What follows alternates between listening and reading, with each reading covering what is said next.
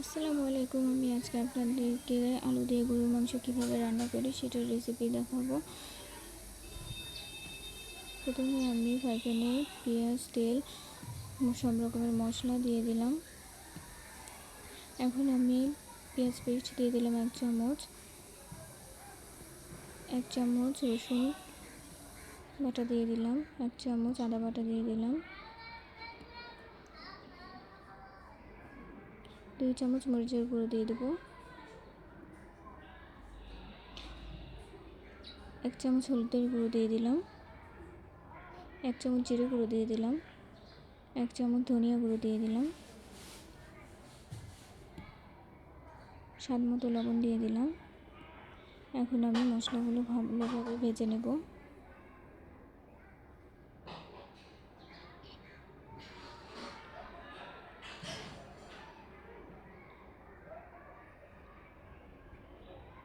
আমার মশলাগুলো ভাজা হয়ে গেলে এই পর্যায়ে আমি মশলাগুলো কষানোর জন্য একটু সামান্য পরিমাণে পানি দিয়ে দিলাম। এখন আমি মশলাগুলোকে ভালোভাবে কষিয়ে নেব 5 মিনিট।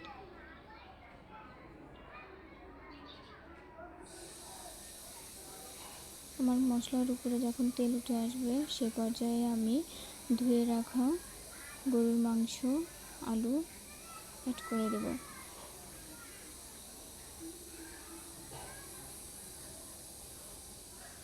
মশলার সঙ্গে মাংস এবং আলু ভালোভাবে মিশিয়ে দিচ্ছি।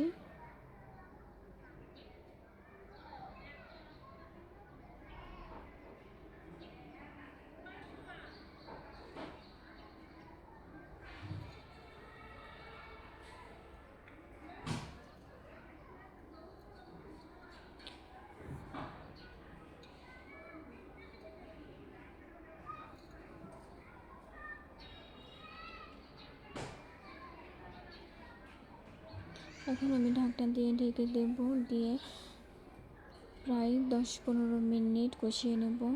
অলরেডি আমার কষানো হয়ে গেছে, জাস্ট কালারটা দেখুন, ওয়াও। এখন আমি গরম করে রাখা পানি ঝোল হিসেবে দিয়ে দেব।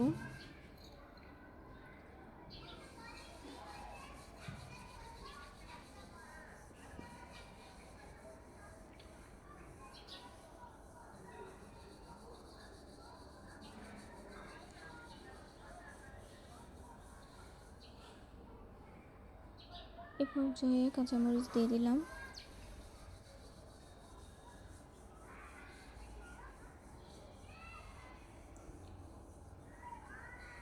এখন আমি ঢাকনা দিয়ে ঢেকে দেব।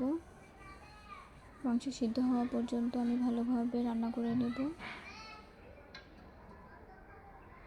কালারটা দেখুন, মাংস জাস্ট ওয়াও হয়েছে। আমার মাংস প্রায় হয়ে গেছে।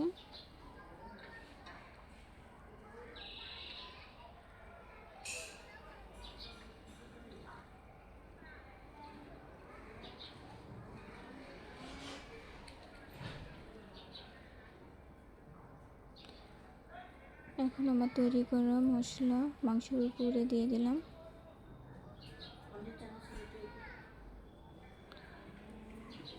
মশলাগুলো ভালোভাবে মাংসের সঙ্গে মিশিয়ে নিলাম।